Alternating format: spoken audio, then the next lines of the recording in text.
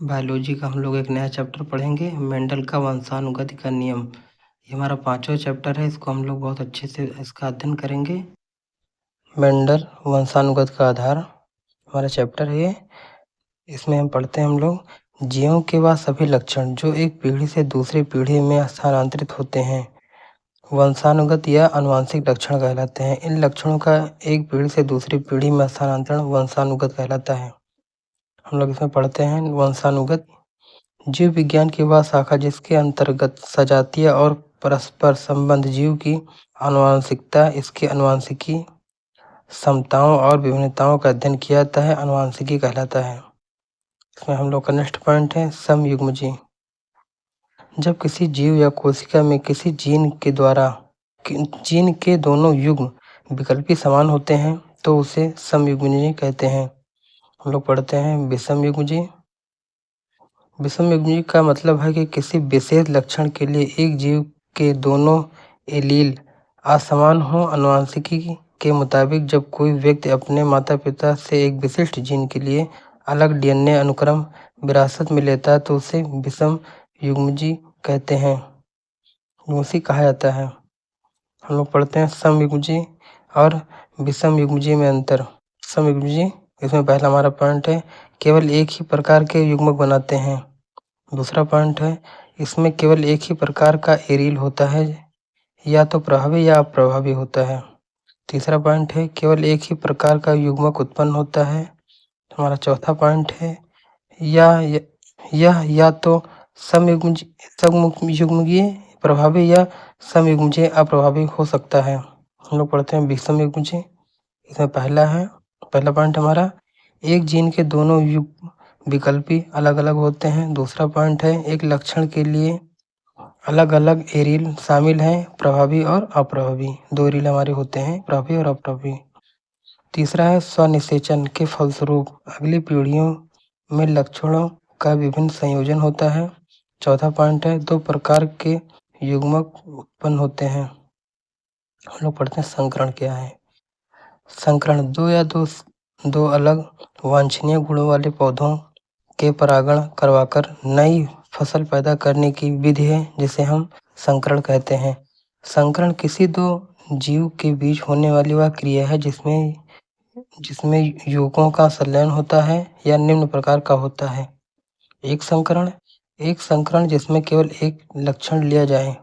द्विसंकरण हमारा होता है ऐसा संकरण जिसमें एक साथ दो लक्षण लिए जाएं, हमारा द्विसंकरण होता है।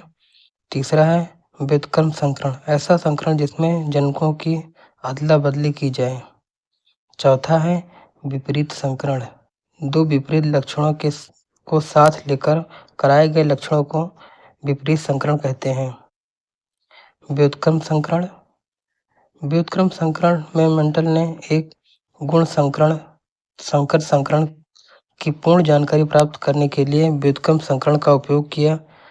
इसके अंतर्गत उन्होंने बौने तने वाले पादपों के परागकणों को लंबे तने वाले परागकणों के वर्तिकाग्रों पर स्थानांतरित करके तथा लंबे तने वाले पौधों के परागकणों को बौने तने वाले पादपों के वर्तिकाग्रों पर स्थानांतरित करके भी अध्ययन किया। मेंडल ने देखा कि इन संकरणों के बाद भी F1, F2 एवं F3 पीढ़ियों के पादपों में तनों की लंबाई की वंशानुगत में कोई परिवर्तन नहीं हुआ। अतः इसमें यह पता चला कि लक्षणों की वंशानुगत पर लैंगिकता का कोई प्रभाव नहीं होता। मेंडल के वंशानुगत के नियम। इसमें पहला हमारा प्रभाविता का नियम।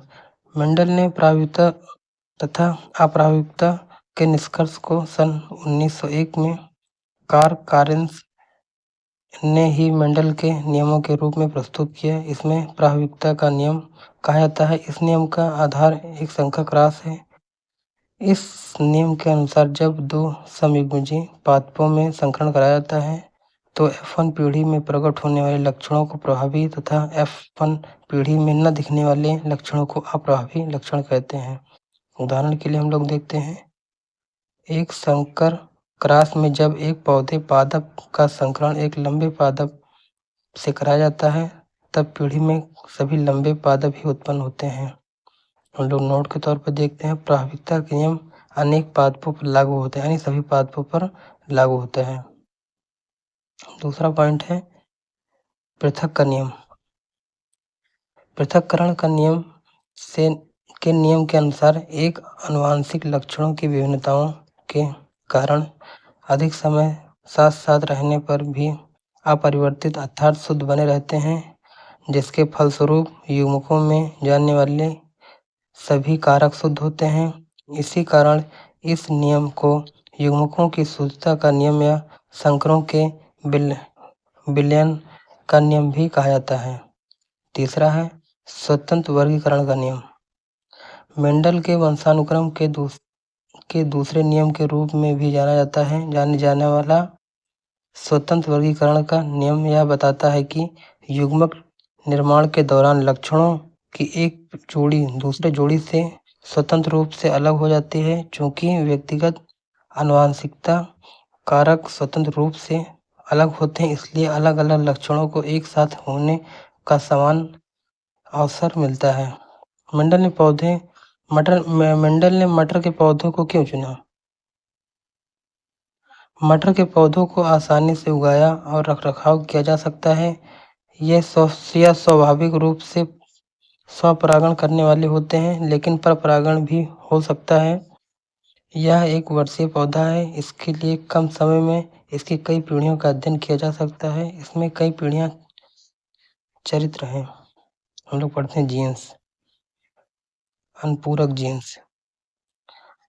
ये वैसे नॉन इक्लिनेटिक जीन का जोड़ा है जो स्वतंत्र रूप से प्रभावी अवस्थाओं में अपना गुण प्रकट करता है।